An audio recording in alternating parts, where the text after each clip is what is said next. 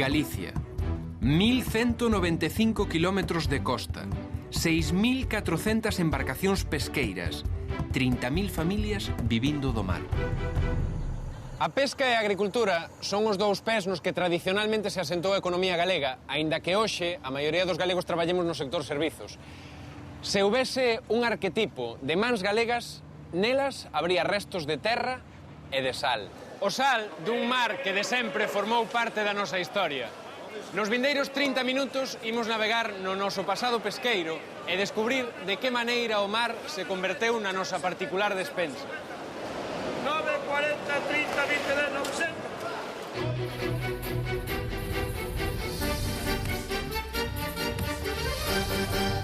900. Desde moi antigo o home usou o mar como fornecedor de alimentos. Así como hoxe mariscamos nas nosas praias, como están a facer nesta de Combarro, o home, cando aínda non dominaba as técnicas de navegación, xa recollía mariscos nas praias ao baixar a marea. De sempre, o peixe e o marisco formou parte da nosa dieta. A aparición do comercio vai converter estes alimentos en produto pro intercambio, e ese comercio vai posibilitar a explotación dos abundantes caladoiros galegos. Despois, chegaría a industria ligada ao mar. Hoxe adoitamos pensar na pesca como unha actividade realizada desde un barco por un número reducido de mariñeiros, pero non sempre foi así. Para chegarnos ao tempo no que a pesca era un labor colectivo e un traballo solidario, temos que viaxar ata Pontevedra. Esta é a igrexa de Santa María Maior de Pontevedra, declarada Monumento Nacional e que foi construída, entre outros, polo gremio de mareantes coa achega de 30.000 ducados. Unha auténtica fortuna no século XVI.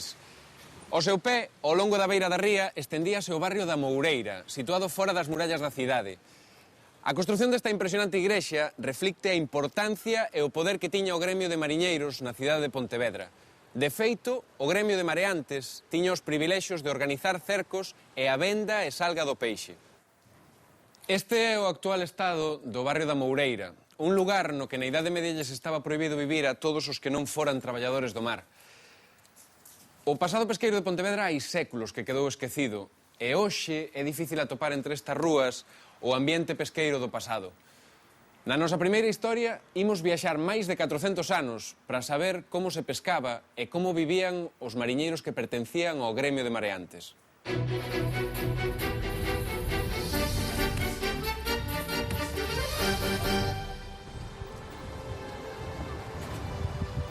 Hoxe, derradeiro día de agosto, é tempo de revisar a rede feita con cánabo.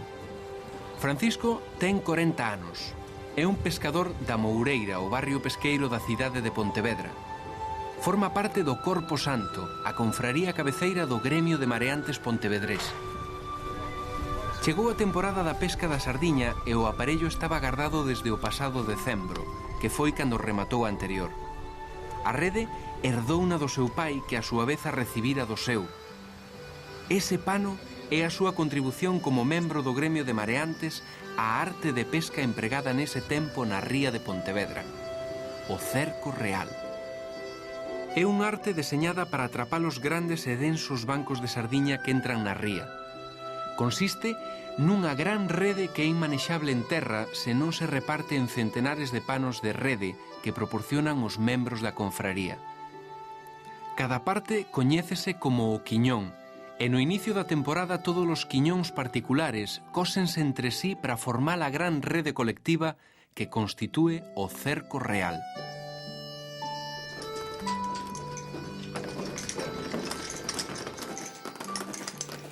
O xeito de construir un cerco real lembra moito a maneira que teñen as palilleiras de elaborar as pezas máis grandes e complexas, como a colchas ou mantéis. Explícome. Cada unha fai un anaco, unha parte igual á das demais, pero de xeito individual. E cando a súa parte está feita, únese á parte das demais para compoñer a peza completa. Da mesma forma, cosíanse as redes, os quiñóns, que habían dar forma á gran rede, ao cerco real da Pontevedra do século XVI. A espera da aprobación do quiñón é o momento de maior tensión para os mariñeiros. Francisco e os seus sábeno ben. A supervivencia da familia depende da participación nesta arte. A consistencia e o bo estado de cada unha das redes é fundamental, xa que o gremio non pode permitirse a rotura da arte de pesca no momento crítico da captura do banco de sardiña, porque iso podría supoñer a perda da pesca. Arredor de 300 familias como a de Francisco teñen o seu sustento naquel cerco real. O atalieiro do gremio é quen ordena as tarefas da pesca. Por iso, supervisa e é responsable do cosido dos quiñóns e do estado final do cerco. Agora, a rede resultante ten centenares de metros e xa pode ser cargada a bordo. Esta forma de pesca precisa do traballo de 100 homes e dunha importante flota de embarcacións para poder levala a cabo. Esta arte pesqueira foi dominante na costa galega durante séculos. Imaginen o complicado que debía ser a manipulación dunha rede do cerco real que podía chegar a medir máis dun kilómetro de longo. Era un traballo que precisaba de moita man de obra. Pensen que os socios que participaban nun cerco podían ir desde os 40 ata os 1000 asociados.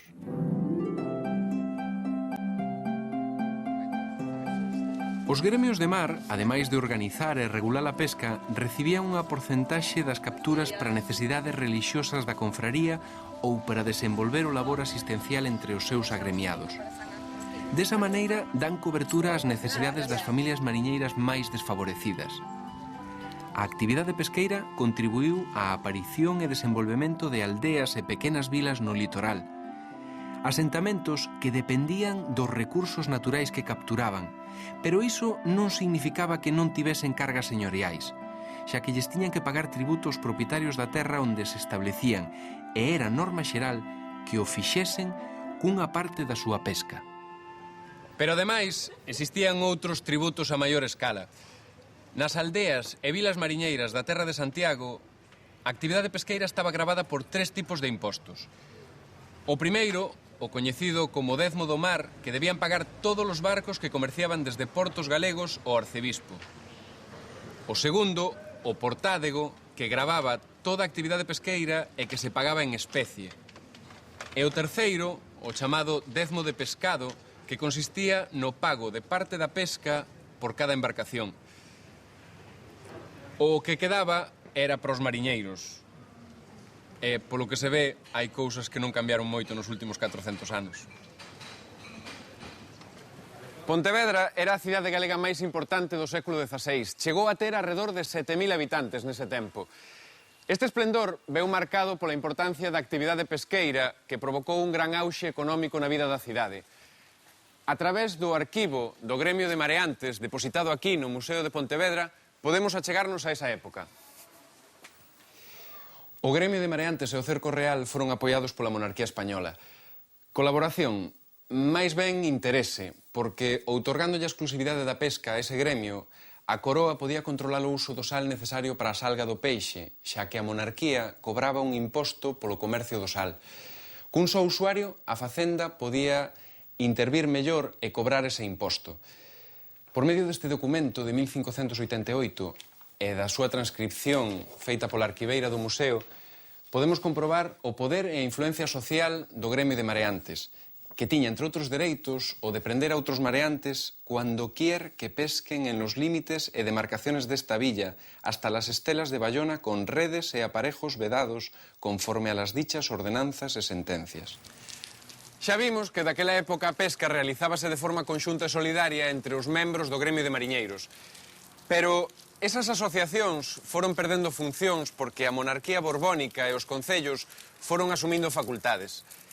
A pesca veuse abocada á subsistencia. Pero, entón, que pasou despois? Que foi o que fixo mudar ese xeito de traballar que estivo en vigor durante séculos? A resposta témola 200 anos máis tarde na nosa seguinte historia.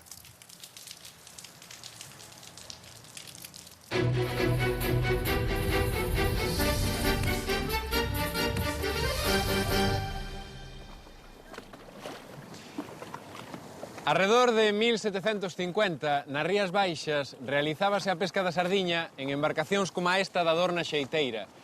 Hoxe, unha das moitas embarcacións tradicionais que está a ser recuperada no noso litoral. As artes de pesca que se empregaban eran consideradas de baixo rendemento, como esta do xeito. Un feito vai cambiar a vida dos pescadores do noso litoral. a chegada de empresarios cataláns procedentes na súa maioría da Costa Brava e que serán coñecidos como os fomentadores. Eles van traer unha nova arte de pesca de orixe árabe enormemente eficaz, a coñecida como xávega, e unhas formas de produción que van chocar e alterar o noso mundo pesqueiro. Por que chegaron os cataláns a Galicia, preguntaránse? Pois, por varios motivos. Os cataláns empezaban a controlar o comercio do peixe no Levante. E ese comercio estaba en expansión e xeraba unha enorme demanda. Galicia era rica en caladoiros abundantes en peixe, e ademais aquí non houbo a visión para investir no sector productivo pesqueiro. Non só chegaron cataláns, tamén vascos e casteláns se asentaron nas nosas costas. Por exemplo, aquí, na illa de Sálvora, un castelán vai fundar a primeira industria de salga na nosa costa. Esta.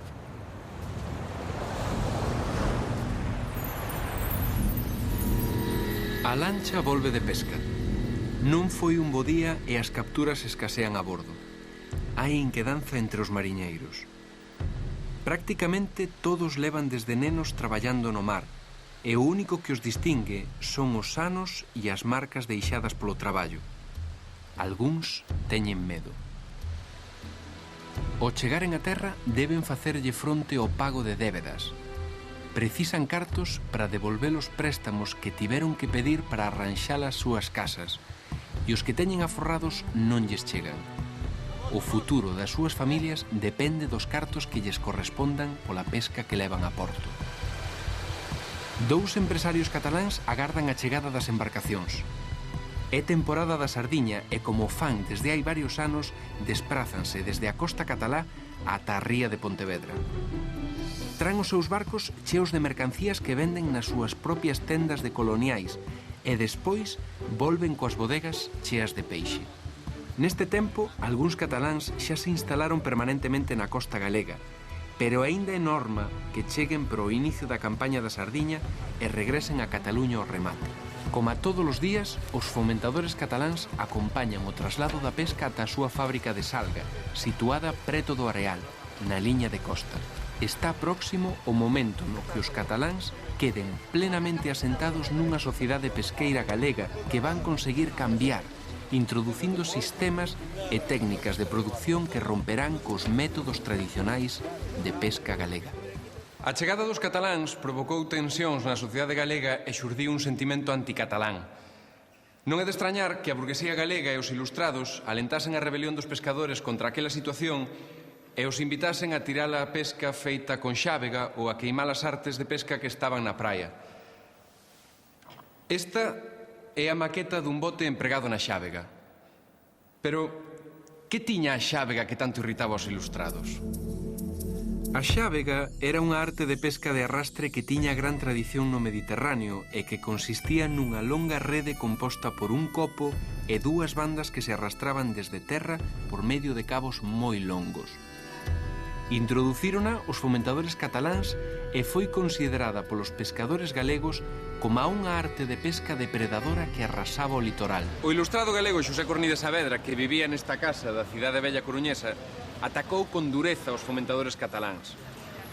Eses homes especuladores, coas súas operacións só dirixidas polo interese e espallándose en varias colonias de pescadores e traficantes pola costa, ocupando ata a máis pequena enseada, emprenden a ruína da súa pesca e trastornan o comercio dos seus naturais, deixándoos nunha situación precaria. Abusan da xentileza dos coitados pescadores, empeñándoos en contratos que causan a súa ruína, anticipándolles en viños e augardentes o valor do seu futuro traballo. Vician os seus costumes e fomentan a súa folganza. Así de contundente e directa era a posición de Cornides Saavedra nos tempos dos fomentadores cataláns. Pero, que foi dos pescadores da nosa historia ao chegar á terra?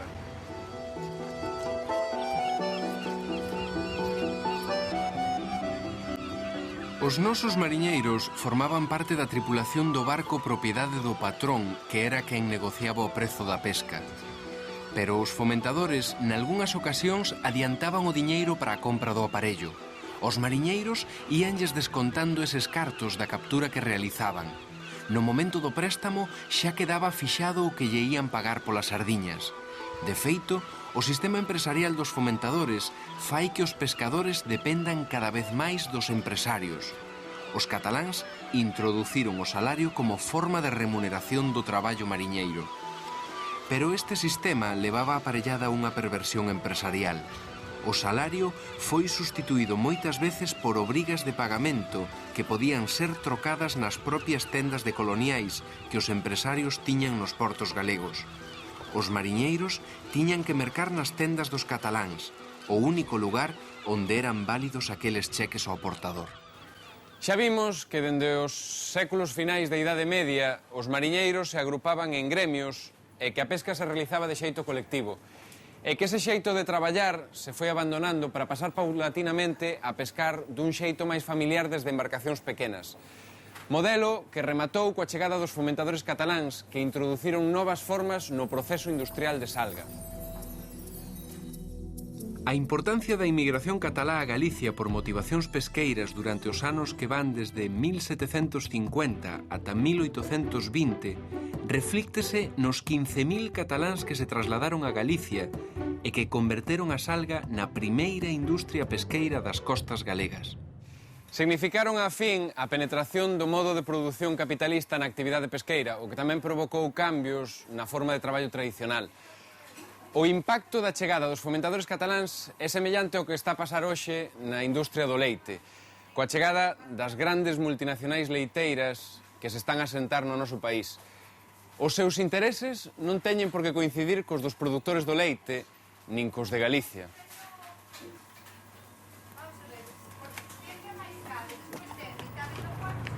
Este é o Museo do Mar de Bueu, situado na antiga fábrica de Masó. Masó, Barreras, Colomer, Ferrer son só algúns dos exemplos de apelidos cataláns que xa forman parte da onomástica galega e que tiveron moita importancia na nosa historia.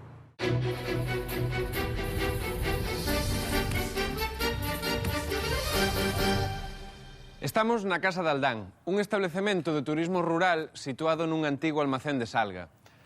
Ata a aparición do envase en lata, a salga foi o xeito de conservar o peixe, como xa vimos na última historia. E, aínda que pareza incrible, pódese dicir que o pai da conserva foi Napoleón Bonaparte. Algo que sempre lle teremos que agradecer. O emperador francés estaba en plena política de conquista e os seus exércitos tiñan necesidade de alimentos que non se alterasen durante as longas campañas bélicas.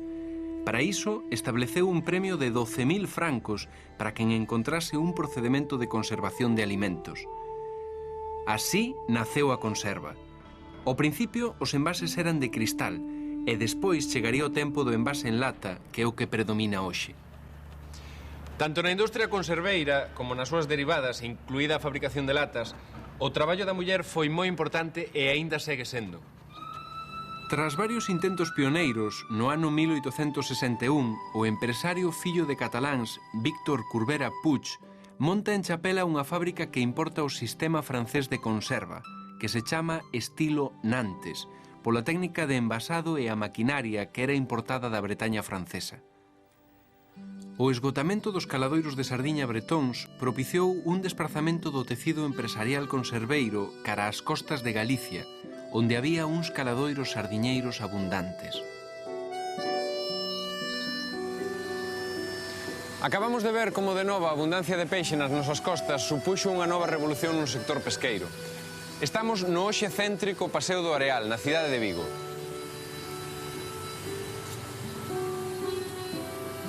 125 anos atrás, este lugar estaba situado a carón do mar e era coñecido como o barrio dos cataláns, xa que aquí estaban situadas as conserveiras a finais do século XIX. Seguindo a bella tradición dos industriais da salga, os conserveiros construían a súa vivenda na mesma planta de procesado. Tal foi a importancia dos conserveiros na historia de Vigo que aínda hoxe podemos descubrir a súa pegada. Este é o edificio Corbera, máis coñecido na historia do urbanismo vigués como Rañaceos. Foi mandado construir no ano 1939 pola familia Corbera, cando as estirpes conserveiras tiñan unha gran influencia, e non só económica, na cidade de Vigo. Seguindo un modelo de construcción moi de moda nas cidades americanas, as primeiras plantas empregábanse para oficinas, e os andares superiores estaban adicados á vivenda.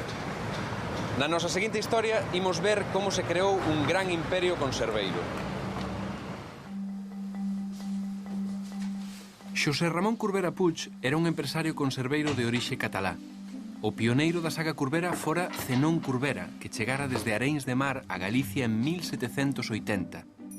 El fora un dos fomentadores cataláns que desenvolveran a industria da salga no seu momento. Desde esta oficina da súa fábrica viguesa dirixía as factorías que a súa empresa tiña espalladas polo litoral das Rías Baixas. Xosé Ramón Curbera xa nacera en Galicia e formaba parte da sociedade viguesa por dereito propio. En 1873 xa fora tenente alcalde do concello vigués e formaba parte da elite pesqueira da cidade. A conserva mudara o aspecto de Vigo e da súa comarca. Decenas de fábricas erguíanse mirando a ría. Miles de persoas traballaban daquela nas conserveiras ou nas industrias auxiliares, serradoiros, fábricas de envase, litografías. Vigo xa era o primeiro centro pesqueiro e conserveiro da península.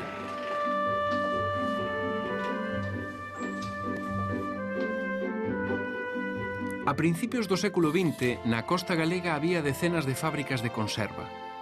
En 1921, a economía europea recuperábase dos efectos da Primeira Guerra Mundial e reabríanse os mercados mundiais. Deste xeito, as fábricas produciron 1.140.000 caixas de conserva e as de salga facturaron 120.000 toneladas de peixe. Todo iso nun sector no que traballaban 5.000 persoas, na súa maior parte mulleres. A muller foi o recurso máis barato como man de obra que atoparon os fabricantes conserveiros e as industrias derivadas da pesca. O traballo das obreiras tiña baixa cualificación desde o nacemento da industria. A temporalidade da pesca da sardiña, a principal especie enlatada, provocaba unha eventualidade grande no traballo feminino da conserva. Esa inestabilidade laboral compensábase porque as mulleres complementaban a actividade na fábrica co traballo na casa ou na horta, axudando deste xeito a economía familiar. Chegada a época da pesca, abandonaban as súas ocupacións e presentábanse a traballar na fábrica. Polo traballo diario de 9 horas, cobraban 1 peseta e 2 céntimos, o que equivalería hoxe en día aproximadamente a 3,25 € diarios, e que era, ademais, menos da metade do que cobraban os homes polo mesmo traballo. A pesca, primeiro coa industria da salga e posteriormente coa da conserva, vai servir de motor de outras actividades económicas que terán moita importancia no futuro industrial de Galicia. Por exemplo, xa vimos como a conserva vai provocar o desenvolvemento dos serradoiros, da industria latoeira que elaboraba os envases ou das litografías. Pero, sobre todo, a pesca vai provocar un boom na industria naval galega. O paso dos pequenos obradoiros da carpintería de Ribeira aos grandes estaleiros navais industriais. A situación económica internacional exixiulle ao sector pesqueiro galego unha resposta ao reto da competitividade. A sobrepesca e o esgotamento nos caladoiros tradicionais obrigaron a parte da nosa flota pesqueira á emigración na procura de mares cada vez máis afastados do seu porto base. Unha das grandes revolucións no sector pesqueiro e que tivo grandes consecuencias no mundo da pesca foi capitaneada por unha empresa galega. Pescanova nace froito da iniciativa do empresario Xosé Fernández, que pensaba que o mar tiña unhas posibilidades infindas, xa que existían caladoiros afastados que ninguén aproveitaba. Debido á falta de barcos apropiados para mareas prolongadas e aos conseguintes problemas de conservación do peixe, eses caladoiros permanecían virxes. Pero Fernández e un grupo de colaboradores deron co miolo do asunto. Unha boa solución sería conxelar as capturas a bordo. Así naceu Pescanova en 1960 e no ano seguinte os 2 primeiros buques conxeladores, o Lemos e o Andrade. A bordo deles principiou unha longa campaña de exploración dos caladoiros en augas da Arxentina e Sudáfrica. Grazas a esa iniciativa empresarial, Galicia foi pioneira na pesca en caladoiros afastados, na conxelación no propio buque e na comercialización dese peixe conxelado. Comezaba así unha nova era para o sector pesqueiro. Agora, os nosos barcos van na busca do peixe a calquera caladoiro do mundo. Os modernos buques pescan e procesan o peixe para incorporalo de contado aos mercados. Pero nestes tempos de avances tecnolóxicos, varias ameazas penden sobre o noso futuro pesqueiro. O problema das licencias que dan dereito de captura e o esgotamento dos caladoiros, que poden levar ao sector ao colapso económico. Conseguir o mellor aproveitamento dos nosos recursos marítimos e profundar na investigación semella determinante para o futuro pesqueiro de Galicia.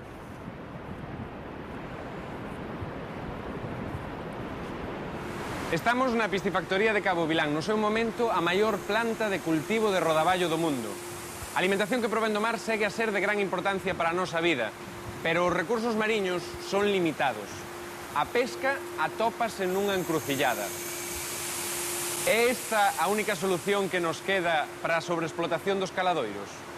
Teremos que aprender no futuro a ser mariñeiros en terra.